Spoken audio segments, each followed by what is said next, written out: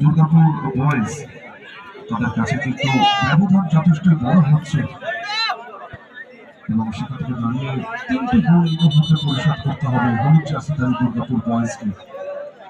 যথেষ্ট কিন্তু এবার চাপ, 3টে গোল পরিশোধ করে খেলায় সমতা ফেরানো, দ্বিতীয়ার্ধের খেলা সময় হচ্ছে খুব বেশি বাকি রয়েছে সেটাও নয়, ধীরে ধীরে সময় কিন্তু এগিয়ে চলেছে। কতটা পসিবল দেখার বিষয়। বিষ্ণুপুরের চন্দন রুই দাস, তোমাকে একবার স্টেজের সামনে আসতে বলা হচ্ছে। চন্দন রুই দাস, তুমি যেখানে থাকো একবার আমাদের স্টেজের সামনে এসো। আবারও আক্রমণের জন্য প্রস্তুত, সেই সৌরভ কিন্তু না, এখান থেকে সম্ভব হলো না। চেয়েছিল ওপেন নেট, যদি মাঝ মাঠ থেকে বল জালে জড়ানো যায়, কিন্তু পারে আসতে বল চলে গেছে সরাসরি অডিয়েন্স লাইনে। আদারওয়াইজ যদি এটাকে বলটা জালে জড়ানো সম্ভব হতো তাহলে হয়তো স্কোরের আরো পরিবর্তন হয়ে যেত।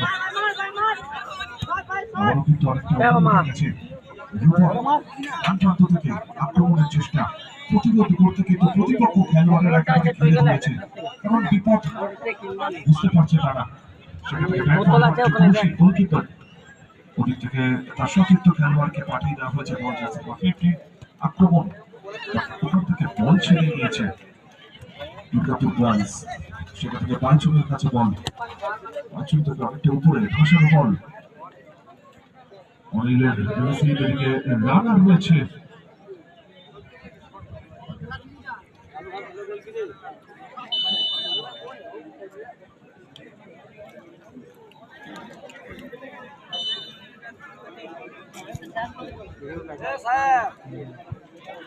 মূল মঞ্চের সামনে কেউ ভিড় করবেন না।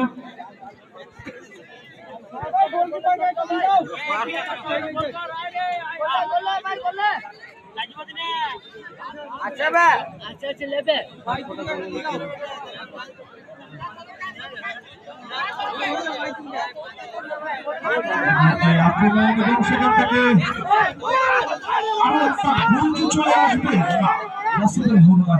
খুব কাছাকাছি গিয়ে কিন্তু এখানে সৌরভ আর রূপন, এদের দুজনের আজকে ফিল্ডিংটা কিন্তু অদ্ভুত সুন্দর মাঠের মধ্যে, এবং নিজেদের যে একটা মেন্টালিটি ম্যাচ হয়ে গেছে সেটাও বোঝা যাচ্ছে। পরপর আক্রমণের পর আক্রমণ কিন্তু এই মুহূর্তে মহাকালের, এবং শেষ পর্যন্ত কিন্তু